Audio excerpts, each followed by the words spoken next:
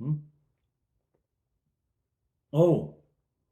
Oh, you mean the thing happening November 3rd through 5th of this year? Um, you know what? I'll put a link down in the description and people can go there and find out the information about it. How's that? Cool. Cool.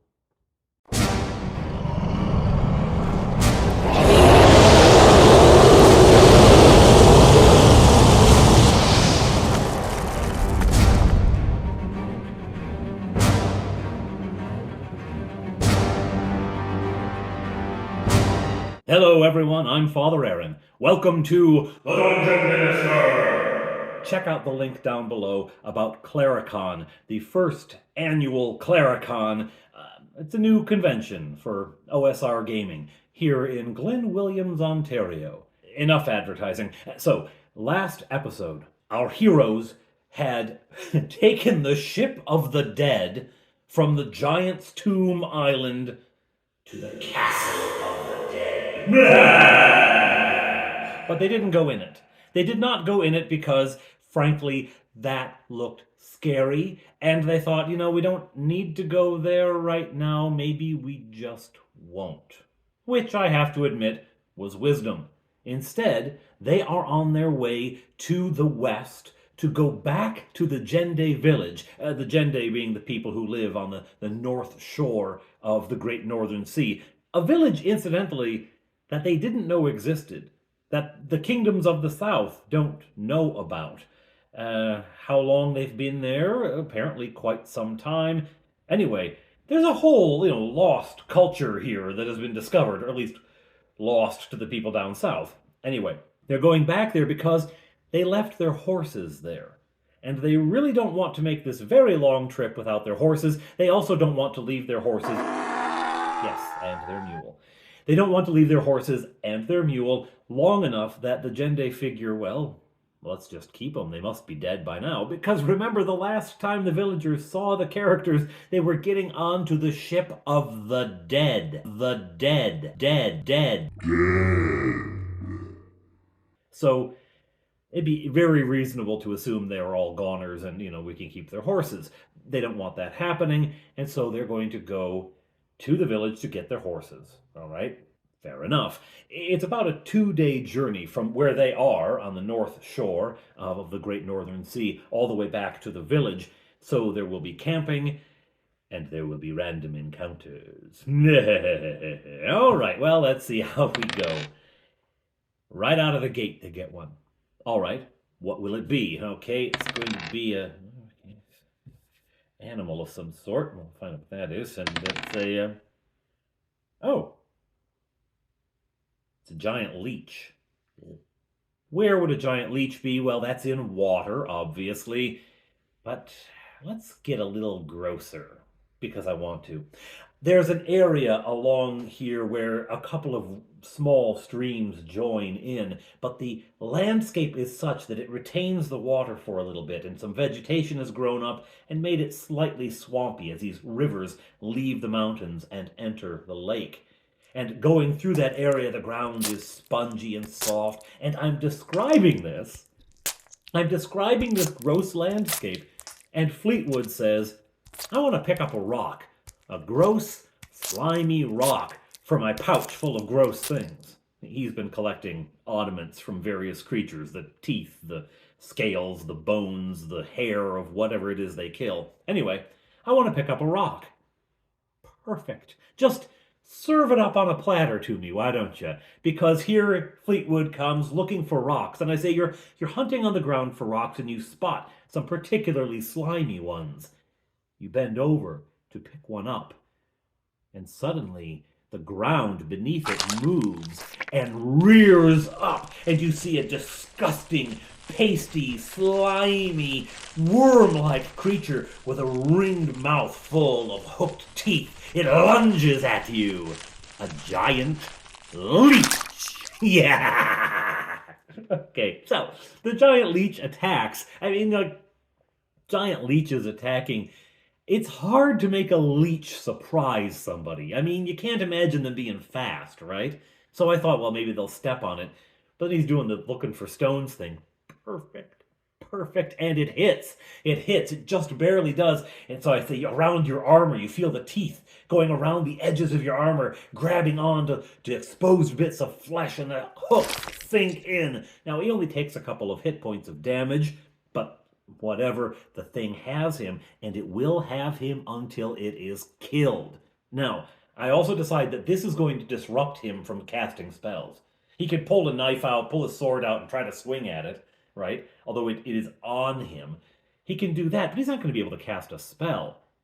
But Bob Johnny can. First, Bob Johnny's going to cast Lightning Bolt. And Fleetwood yells, "Stop! I'm attached to it! It's all wet and I'm attached to it! Don't!" Okay, probably a good idea. So instead, Bob Johnny casts Magic Missile. And the 3 arrows appear in the air and streak toward the creature and sink into it. All right? Fire pulls her bow and fires an arrow and hits. And then Touchberry says, I want to throw a firebomb at it. Okay, well, you've got to pull the thing out and you've got to light it. Because you don't have a lighter, right? I even did this, a lighter. Like, he doesn't have a lighter. You've got to set it down and use, flint and steel or your tinderbox and try to light this thing. All right, you're doing that for this round. Fine. The leech does another round of damage. It's suckered on, so it takes another 4 points of damage. This isn't huge. I think it's total. I think it's 2 the first round, 4 the second. Wasn't huge, but still, it's on him. All right, next round, another batch of magic missiles. All right, another arrow from faux fire. This time Fleetwood does get a stab in, and it kills the creature. It kills the creature, and yes, you feel the hooks loosen and fall away. And Touchberry's like, it's on fire.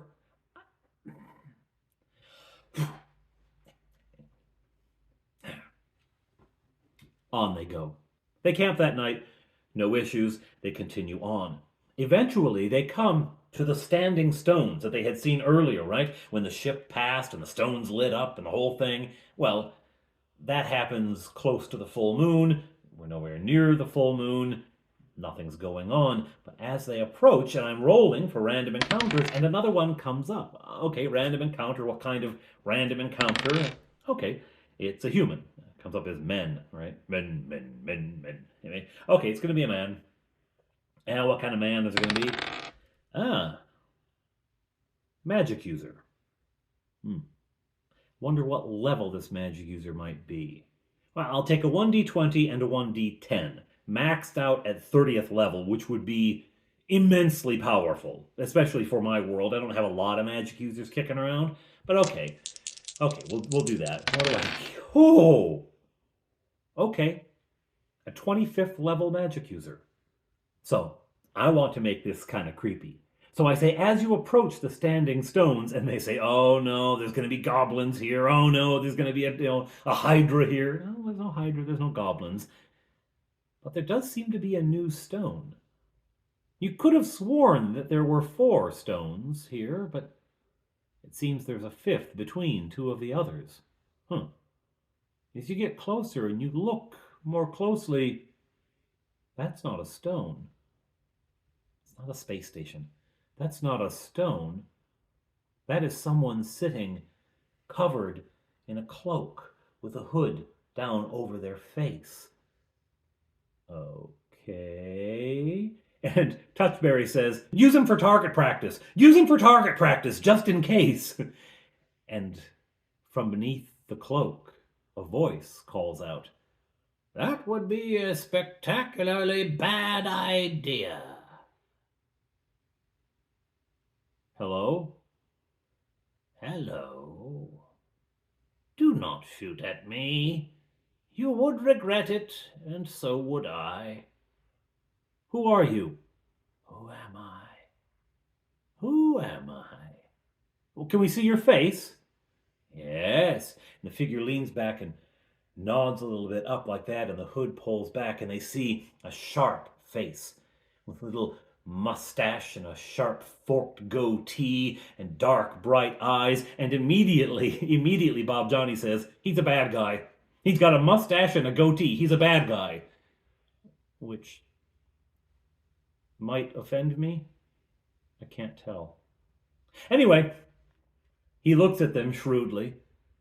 Ah, what are you doing here, elf? Halfling? Woman, what are you doing here?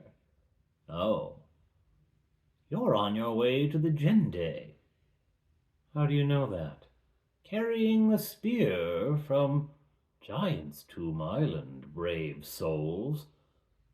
How do you know where the spear is from? Do you think your frost giant can use that to defeat the dragon? Hmm. At this point, Fleetwood realizes what's happening. He's cast ESP on us. Oh, I wish I'd memorized it myself, he says. Then I could cast Mind Mask and protect myself from ESP. But too late, the barn door is open and he is walking in and out of your brain, right? So everything they're thinking, this guy is relating. And Touchberry says, "What am I thinking?" And I have to say, as the DM, "Well, what are you thinking?" And he says, "Well, I'm thinking about lunch." And so Touchberry says, "What am I thinking?" And the old man looks at the halfling and says, "I think a bacon sandwich would be good too. Maybe we can share one." Unsettling, but could we have potato salad with it? Anyway, they decide they're just going to leave this guy here. They briefly sort of whispered, we're not going to bother with him, and they continue on their way. Now, that whole encounter was based on me not wanting another magic user bad guy, right? I don't want to introduce yet another magic user bad guy to my world. I already have Bargle, and I have the questionable members of the Sodality who had come to Honeywood to investigate Sulix's old tower. They're already iffy and probably going to turn out to be nasty. And, of course, Bargle, we don't need another bad guy running around. There was no need to make it a hostile encounter, so I decided to just make it creepy and let it go. All right. They continue on their way, no more encounters. They reach the Jendi village, where they discover that they're not the most popular people. There's great suspicion about them. There's great suspicion about what their intentions are. Remember, they had had a confrontation with the goblins. The goblins who are demanding tribute from the Jendi, in fear of whom the Jendi live, right? They also, the last time the villagers saw these people, they were getting onto the boat of the dead. They were sailing off to the island of the giant's tomb. Like, these people are not right.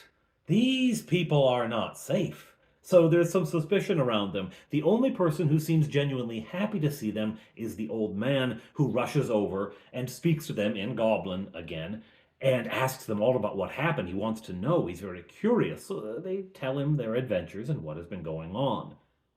The chief, less so.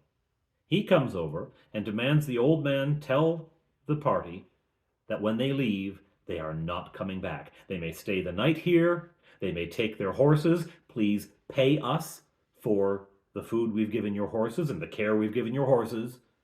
But leave and do not come back. Which, the party's like, okay, fair. Fair. They spend the night in the village. Now, during this camp over, there is a leveling up because Faux-Fire has gotten enough XP to reach 7th level. Normally, I wait to level up until they get back home, but the Jendi village, while it's not friendly, is a safe place, and frankly, they're going to need all the help they can get if they're going to go fight a dragon, right? So, right, she will level up. She is now 7th level, and she gets a few more hit points. Well, okay, she gets 6 more hit points. That's not bad. That's not bad at all. This puts Faux-Fire at 45 hit points, the highest in the group, actually. So, not bad Faux-Fire. The next day, they're preparing to leave. And they eat their breakfast, they memorize their spells. I should mention that on all of the previous mornings, the elves have been memorizing 2 magic missiles, 2 webs, and a lightning bolt. This morning, Fleetwood decides that he's going to memorize 2 magic missiles, 1 web, and 1 ESP, just in case that wizard comes along again. And, of course, lightning bolt.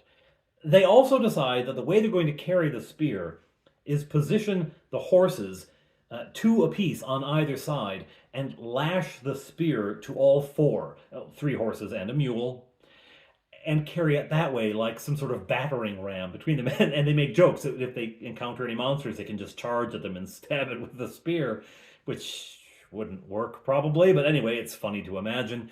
That's how they're going to carry it, which means none of them can take off independently. Right? None of them can run away. So they all have to be in lockstep together. Okay, off they go. Now, it's going to be another day and a half-ish because they had started from beyond the Goblin Pass. They'd actually passed it coming west. It's going to be another day and a half-ish to get to the pass. So, there's more random encounter rolls, and I'm rolling as we go, and they camp, and there's no big deal. And oh. Second morning, there's trouble. They're waking up from their camp. They've memorized their spells, and they're getting ready to go. And they've actually mounted the horses and are on their way when, boom! Crashing down from the mountainside comes a boulder. It smashes into Fofire, knocks her off the horse, does damage to the horse as well. She takes 11 points of damage and is crashed to the ground. What happened? They look around. Was it just an avalanche? Is there an avalanche about to start? Was it just a rock fall? No. They hear the bellowing laugh above them of a hill giant. And he's bending over to pick up more stones. Of course, as he bends over, because he's up on a cliff, as he bends over, he vanishes from view. And then he comes back. When he comes back, 2 lightning bolts flash up toward him. Now, I decide that because he does have partial cover, being on the cliff, he's back from the edge a little bit, and so he's not entirely exposed. They can see him sort of from the chest up, that he's automatically going to take half damage because he has cover, right? Then he also will make his saving throw. 2 lightning bolts slam into the cliff and hit him, and he makes one save and misses the other. So he takes quarter damage from one and half damage from the other. And of course, the players don't know. I've said you only have a partial view of him. You probably can hit him with part of your lightning bolt, right? So they know that there's going to be some limitations. They don't know what the math is, though. But anyway, they do see him stumble back after being hit, but he's picked up a boulder and he's going to chuck it, right? Fofire's getting up. She's got to heave the boulder out of the way, and she's got to climb up and get her bow out and everything else. Meanwhile, Touchfairy's like, well, now he does have a bow, and he could get that out, but he doesn't. Instead, he pulls out the firebomb that he had to extinguish the other day and starts to relight it. He says, I want this ready in case he comes down, right? And come down, he does. He whips his other boulder, but it misses Fleetwood, and then leaps down. There's levels to the cliff, and so he's leaping down level to level, right? As he comes, the elves unleash a barrage of magic missiles at him. They all slam into him, of course, because they never miss. Fleetwood does a good amount of damage. Bob Johnny does... No, it's the other way around. Fleetwood does hardly any damage. Bob Johnny does a good deal of damage. But it's a giant. He's had quite a few hit points. I do roll morale at this point. He's been hit by lightning bolts and now magic missiles. And the archer, the thief, has gotten out from the boulder and now has a bow out. Is he really going to do this? But, I roll the morale, and yeah, he's going to do this. So he jumps down another level, and he has a huge branch in his hand, and he takes a swing, and he knocks Bob Johnny clear off his horse. Boom! To the ground he crashes, right? But as that happens, another barrage of magic missiles hit him. An arrow slams into him from Fofire, and he goes down. He goes down. It's on fire. Don't make me do that again! Okay, so we're having some fun with Touchfairy and the bombs. Anyway, they've killed this giant. Now, hill giants, they're the weakest of the giants. They're the easiest of the giants to kill. They're and they're pretty high level now, right? One of the things that this sort of encounter does do, though, is it expends those high level spells. And if they then run into something immediately after, they don't have their most powerful spell because they've just gone and used it. In fact, Fleetwood has cast 2 magic missiles. Now, he has a couple of webs, right? And Bob Johnny has a magic missile and both of his webs left, but neither of them has lightning bolt. All right. Well, we've killed a giant. Let's check his pockets. Well, they check his pockets. He has a knife, to eat with, right? And they're like, first, oh, it's the size of a short sword. We should, use it. It's, yeah, it's the size of a short sword in length, but the girth of the handle is too big to conveniently use, right? So it's more of a curiosity than anything. And he has 4 huge water skins. That's what he was coming to do. He was coming to fill up his water skins, and he saw you, and he thought, oh, I could have some horse meat for dinner tonight. I could have some elf for dinner tonight. Well, not so much. Anyway, he also had some dried meat on him, just a snack for the road kind of thing. All right. Well, I wonder if he lives somewhere around here. Fofire, climb up the cliff and see if there's a cave up there. Huh? She actually misses her first roll, which is insane. I think she has like a 90 or below. She successfully climbs, or something insane like that. She rolls like a 97. So you climb part of the way up and you fall. She takes another point of damage falling, right? Okay. This one you can retry. If you pick a lock and you fail, or you search for traps and you fail it, of course, only the DM knows if you fail to search for traps.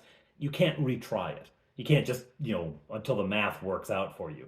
But with climbing, you can, because if you failed, you suffer some damage. There's a consequence. You can keep trying. So she does, and this time, without a problem, rolls like a 6 or something.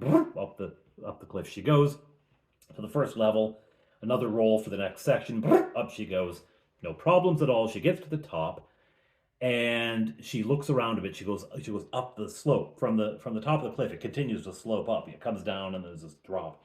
She continues to go up, and she finds a rough path through the scrub brush. It's just low, scrubby bushes and stuff. But she does find a path, and at the end of it, a cave. As the hill, begins to slope up at a more steep angle, there's a cave there. I found something. Okay, she comes down and shouted conversation. I found something. I don't want to investigate it alone in case there's something else in there. So, okay, who should go with? And Touchberry says, I'll go with. So, Touchberry, you're afraid of heights. I'm not afraid of heights. Who told you I was afraid of heights? Send a rope down, Fofire. And Fofire was like, all right. She sends a rope down. She holds one end of it. And up he starts to climb. And of course, halfway up, he's scared to death. He's like 10 feet off the ground and he's screaming already. But fortunately, with him trying his best and her hauling the rope up to make it shorter, he eventually does get to the top. All right. Once he has terra firma under him and he's away from the edge, he's a lot better off. Up the slope they go, and to the cave. It is a single-room cave. It's very large, and in it they find, indeed, the home of a giant. There's a fire pit in the center, near the door, but in the middle of it. There is a large, roughly made table and chair, and there's a big bed. There's a stone shelf, natural stone shelf, covered in carcasses of various animals and whatnot, fish, etc., and half-butchered, some of them half-eaten, some of them cooked, some of them not. And under the bed, there's a stout wooden chest, stout wooden box, low and flat. Before they open it, Fofire says, I should check for traps. So she makes a check. Of course, I do that roll. Make the roll. She finds something. You find a trap. There is a very crudely designed trap. It looks like a spring trap of some kind in there, but it looks like it's just a bent piece of wood. Like some wood is very springy and taut. It looks like that will sweep out if the thing is opened. Oh, no, I'll try to remove traps. Okay, remove traps. All right, again, the DM makes the roll, and oh, she fails it. She fails it. So as you are trying to remove it, you've got it, you think you know what you're doing. You think you've got this thing pretty well in hand, when suddenly there's a snap, and the arm shoots out. It is covered with nails driven through the end of it, and it slaps into Fofire. Uh-oh. It hits you. Okay, it hit. 10 points of damage. She has now taken 22 points of damage, including the 1 point for falling from halfway up the cliff. She has now taken 22 points of damage in the last half hour. Not a good day. Not a good day for Fofire. Anyway, though, that hit. She's in a lot of pain. Touchberry goes to heal her with the sword and rolls a 1. Plus 1 is 2. So the least possible healing. This is not a great day for Fofire. But it's about to get better because they open the lid of this giant box to discover it is full of coins, silver and gold. And they look at it and say, oh, great, let's take it down. How? How are you going to take it down? It weighs so much, right? I mean, how much does it weigh? It's heavy. It's heavy. There are about 6,000 silver coins in here and about 3,000 gold. Oh, okay. More than they can lift. All right. Well, we can put it in sacks and take it down. We can... Those water jugs, those water skins, we'll use those to store gold. Yeah, okay. All right. So they go down to the cliff and they have a shouted conversation. And eventually someone remembers, we have saddlebags on our horses. Let's use those. So they tie those onto the rope and haul them up. Fill them with gold and lower them one at a time, lower them back down, right? They each hold 800. They just take the gold, they leave the silver. There's still a little gold left over, and they're ready to go. Also in the box is a rod of cancellation. Now, they don't know what it is. They know it's not a wand. It's bigger than a wand. It's not as big as a staff. They don't quite understand it. So they bring it along with them. Say, we'll keep that with us. Don't know what it does, but we'll keep it. Okay. They shove the box back under the giant's bed and figure, well, we'll just leave it there. And they climb back down, and they're on their way. Now, they're getting pretty close to the pass that leads to the Goblin territory and ultimately up to the north. They're getting very close to that pass when Fofire says, do we really want to enter Goblin territory carrying saddlebags stuffed with gold? Is that a good idea? Fair point. What are we going to do with it all? Well, what they decide to do is go out into the lake a little bit with the bags and let them sink to the bottom and cover them up with sand and stone. That accomplished, they remount their horses. Now, do remember that slung between the horses is this enormous spear, right? This huge spear that they've been dragging around is slung between the 4 horses. Right, so they kind of turn together. It's a unit now. Anyway, up the pass they go as fast as they can, they say. And I say you can't go full gallop because you've got a mule in addition to the horses. So you have to go at a pace the mule can go at. And so you can go as fast as the mule can go, which is slower than the horses can. But, we'll work it out. All right, fine. We're traveling at mule pace up the pass. Well, it's not terribly long because the goblins are actually far to the south. This is where the kobolds used to live. The goblins took it from them and kicked the kobolds out, and they went and lived somewhere else. Anyway, it's not far up. They begin to see in front of them that something obstructs the path. Something, bulges out into the pass. It's an area where there's natural stone features that narrow the pass down and make it twist around. And right there, where the kobold lairs used to be, the goblins have constructed a great gate, which looks suspiciously like a city gate which you might see in other parts of this story, because we only have the one. I was going to make a goblin gate, but frankly, other things, were happening, and I just got busy, so I just used the wall gate. It's fine. All right. So, littering the cliff sides, filling the pass, all over the rocky sides are goblins. And I say, I don't have enough miniatures to show you. There's an army of goblins here. There's just a horde of them here. And blocking the way are those spiky goblin tanks, and behind those, ogres walking back and forth, eyeing the party as they approach.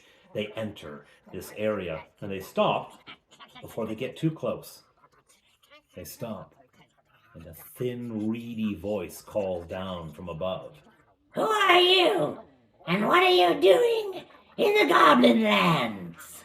No one passes this way without our say-so. Well, we're trying to get north. Trying to get north? Why are you trying to get north? They decide at this point they're going to be honest. They're just going to tell the truth. We're going north to fight the dragon Morag. Laughter from all around. He's not going to fight the dragon. gonna fight the dragon. Oh, I'm gonna die. They will. I don't know why goblins tend to be cockney, but anyway, they're all hooting and hollering, and finally the leader, stops them all. Who says you can pass anyway? Who says we'll let you through to go fight the dragon? Now, Fleetwood here plays, I think, his strongest hand. If you let us go through, if you let us fight the dragon, you can have your home back in the north. You can go back, move back in, and there will be no more dragon to bother you. If we fail, we're dead. You don't have to worry about us anymore. And I make a reaction roll. He's favorable to this. He kind of likes the idea. Well, what's the worst that can happen? Fleetwood asks. Well, what's the worst that could happen? Well, a dragon could kill you and then come south, looking for who it was that let you through. Are you servants of the dragon? Are you subjects of the dragon? Is the great goblin horde afraid of the dragon? Oh, this sets a murmur through the goblins, because frankly, yes, they are afraid. Very, very afraid. But the leader does not want to admit this, and so... There's a toll! There's a toll to use this road. He's going to change tactics. He doesn't want to deal with the uncomfortable reality that Fleetwood has just raised, and so he's going to just change tactics. There's a toll! It's 300 gold each. Well, Fleetwood tends to be a little loose with money. In real life, he just, buys minis all the time. And in the game, we'll triple it. 900 each. And the other players are like, kidding me? Quick whispered conversation. We can't pay that kind of toll. Well, what are we going to do? Fight them all? And here's Touchberry. We can do it. We can fight them. We fought a goblin army before. Yeah, when we had an army of halflings and an army of dwarves to help us. Good point. Okay. Yes, we will triple it. 900 apiece. And the goblins are like, oh, these people have some serious money. And then the murmur goes through, why don't we just take it? And the leader voices this. Why shouldn't we simply kill you and take your money? We could take that. Fleetwood says again, perfectly cool. Yes, you probably could. But how many of you would die trying? Reaction roll with the penalty, because that was a pretty good threat. Yeah. 900 each it is. And the leader gestures and a goblin comes creeping out to collect the money, right? And so Fleetwood's pulling money out, right? He says, I'm going to pay it in platinum, because I've got some platinum from earlier. I'm going to pay it in platinum as much as I can, and then gold to top up the rest. So puts it all out, the guy comes up to collect it in a large sack, and he's dragging it back, and he's got to get friends to come out and help him drag this thing back, multiple sacks of gold, whatever. So he gets it back. And then he's got to count it, right, to make sure it's correct, because the voice, count it! Make sure they've paid it! So he's got to start counting. And here I'm having fun, like, as he's counting his fellow goblins on the cliffs, one of them's he's going to be a wiseacre. He starts shouting random numbers. 7, 29! Stop it, I lost count. I have to start over again. Right. I do this a couple of times just for fun, and eventually he gets it counted. And the call comes. It's all here. Very well. Let them pass. And the goblin hordes part, and the tanks roar to life and back away, leaving a gap, and the ogres shuffle off to the side, all of them eyeing these elves and this halfling and this human as they pass. And as they pass and they come through the constricted area, it opens out a little bit, and they see there a kennel full of dire wolves, and goblins feeding them and tending them, and howling and yipping and barking coming from inside, and a couple of war wagons off to that side. They pass nervously through, hands on their weapons, ready to cast spells. But they're not assaulted. The goblins have decided to let the dragon do their dirty work.